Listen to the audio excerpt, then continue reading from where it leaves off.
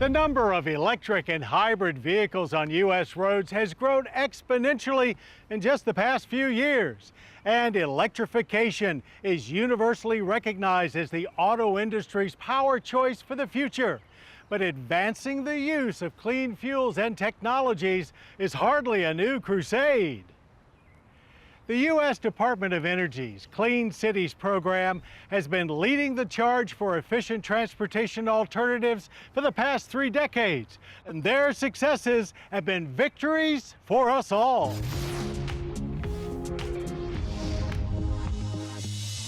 Clean Cities is a groundbreaking network of community-based coalitions, each tasked with encouraging the use of alternative fuels in their region.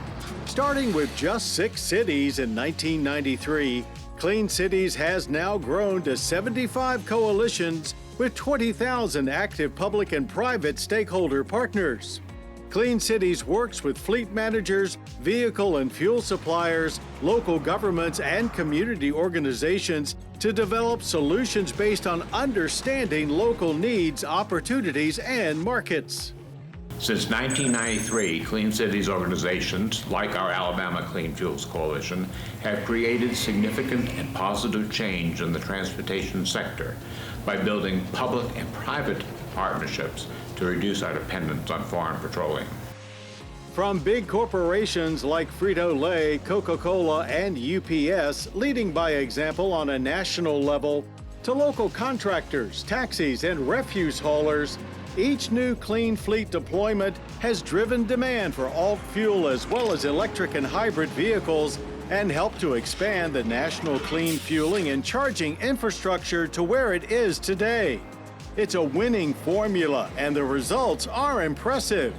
1.5 million new alternative fuel vehicles on the road, 5 billion gallons of imported petroleum eliminated through alt fuels, cleaner technologies, and smarter driving, and 67 million tons of greenhouse gas emissions prevented from entering the Earth's atmosphere. I like to refer to the Clean Cities as the clean transportation matchmakers. We're able to tap into this amazing national network of our fellow coalitions, their stakeholders, the DOE, national labs, and we're able to make these connections that have led to the millions of alternative fuel vehicle and infrastructure deployments across the country. In 1997, only 6% of U.S. transit buses used alternative fuels. Since then, that number has jumped to over 50%. But despite its tremendous growth, Clean Cities is still very much a grassroots operation at heart, celebrating one ribbon cutting at a time and relying on each other for much needed support. So we've had some great things to be proud of over the past 30 years. But now we have the next 30 years ahead of us.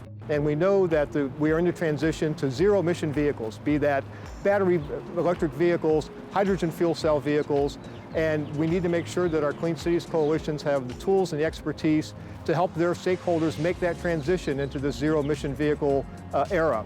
But in the meantime, we have to make sure that those traditional alternative fuels that we've used to get where we're at today, such as biofuels, propane, natural gas, that they will play a role as we help to make the transition. The idea of government empowering local citizens to be agents of change for the common good is an innovative approach that has exceeded all expectations. And if the past 30 years is any indication, Clean Cities coalitions will continue to show the way forward for decades to come.